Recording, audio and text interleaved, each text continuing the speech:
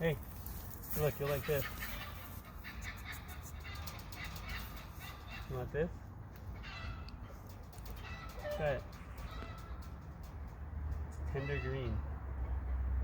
Oh, there you go. Okay. Anyway, hey everybody.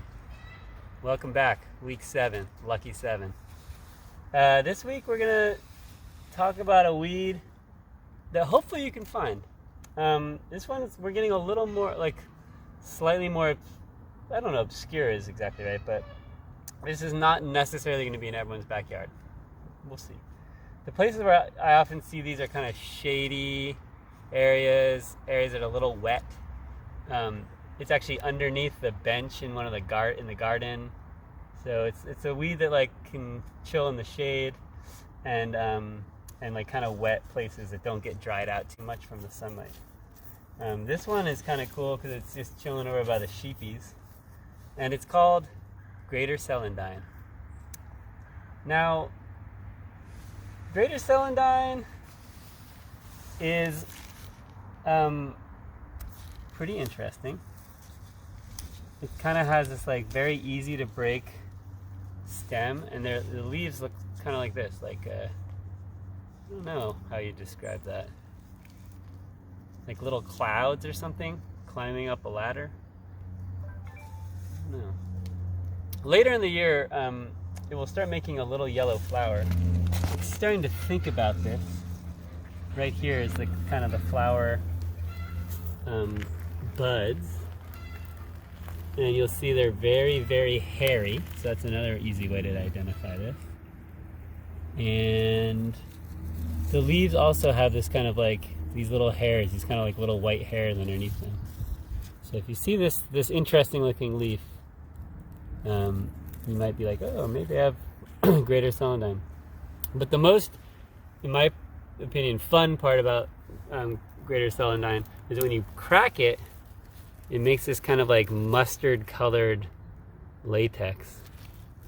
And if you're kind of good with it, you can maybe get a piece of paper and try to draw something. There we go. There's my name. And I've heard, you can also even draw with it, make a little hand tattoo, maybe. Although it doesn't show up on my hand quite as well as it does on the paper. So I would say go find some Greater Celandine and, make some designs on paper with it. Oh, look at this. This paper has some notes on it. I made some notes about Greater Celandine today because I was reading about the Middle Ages uses of Greater Celandine. This is plant from Europe and Asia. And so in the Middle Ages, people had some really wild ideas of things they did with it. One thing they said is breathing the smell of this prevents arguments. So if there's some adults or something and they're getting in a disagreement because everybody's cooped up in the house and they're all snippy at each other, go find some Greater Celandine, crush it up in front of them and put it in front of their noses. And I don't want to argue anymore with you. Other thing is, apparently if you had this herb with the heart of a mole, you could overcome all of your enemies. And the last thing that you could do with the Greater Celandine, apparently, is if someone was getting sick and you put this on their head, and then if they died, they would actually come back to life and start singing. But if you didn't put it on their head, then they would cry after they had died.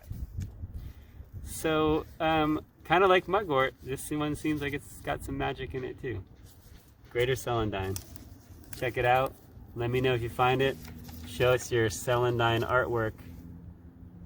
And enjoy. Next week we'll be back for Weed of the Week. Did I say 8? Weed of the Week 8. Bing.